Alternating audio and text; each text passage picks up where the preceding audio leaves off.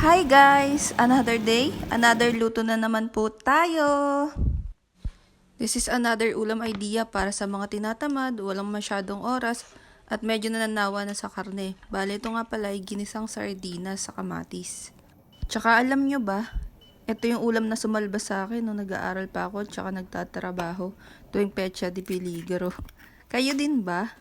Talagang gipit na, tsaka wala ng oras, hindi na ginigisa-gisa. Bali, bubuksan mo na lang, lalagyan ng kalamansi, at tsaka ng konting asin, perfect na.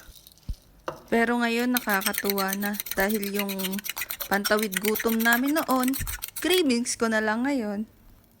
Going back sa pagluluto, bali, gustong gusto ko nga pala na minamatch up siya sa scrambled egg. Try nyo, sobrang sarap. I just added lang a little bit of salt and pepper. Ganun lang kasimple. Then, pa-fried ko na. Bilis lang naman maluto ang itlog. Wala pang 5 minutes. Okay na to. Tsaka, din pala guys ha.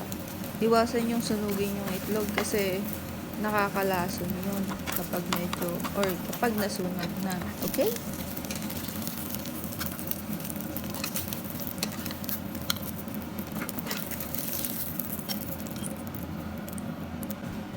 And on the same pan, doon na lang din ako naggisa. Bali, inuna ko lang bawang, sibuyas, and then nung lumabas na yung aroma niya, dinagdag ko na din yung kamatis. Bali, isang kamatis lang pala to, pero medyo malaki.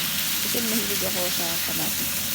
And then, kayo nang bahala kung anong gusto nyong consistency ng kamatis. Pero ako gusto ko yung medyo nagdudulo. Then, dito, nag-add lang pala ako ng kalahating Knorr chicken kasi wala akong ibang pampalasa. Then, dinagdag ko na din yung, or binuksan ko na rin yung sardinas. Bali, Geisha nga pala yung brand nila.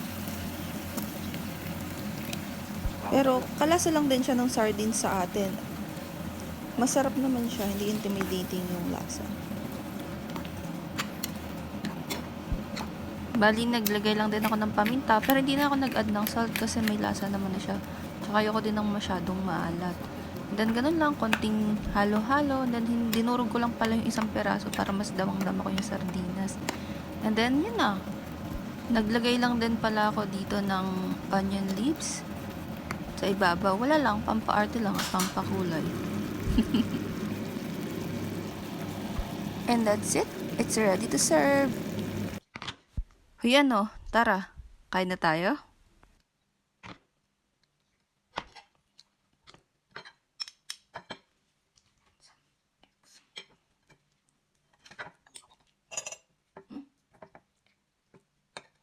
Lupa. May lupa ka. Ay, masarap talaga. Bilang kayong biro. Kaloy.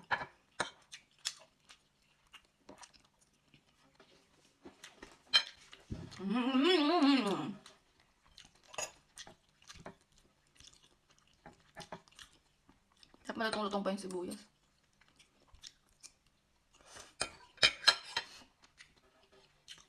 Yesas!